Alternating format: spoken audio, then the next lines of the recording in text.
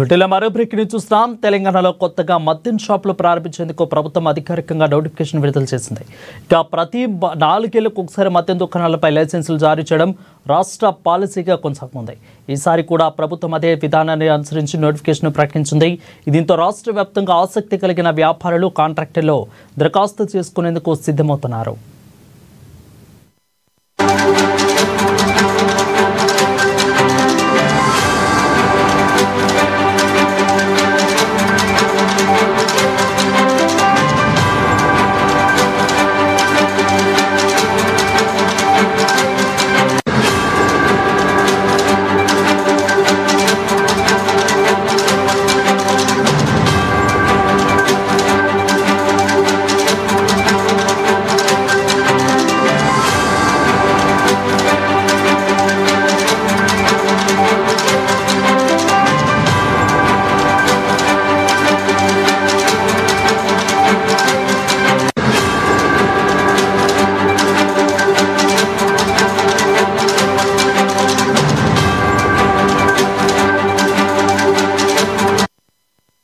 ఇక తెలంగాణలో కొత్తగా మద్యం షాపులు ప్రారంభించేందుకు ప్రభుత్వం అధికారికంగా నోటిఫికేషన్ విడుదల చేసింది.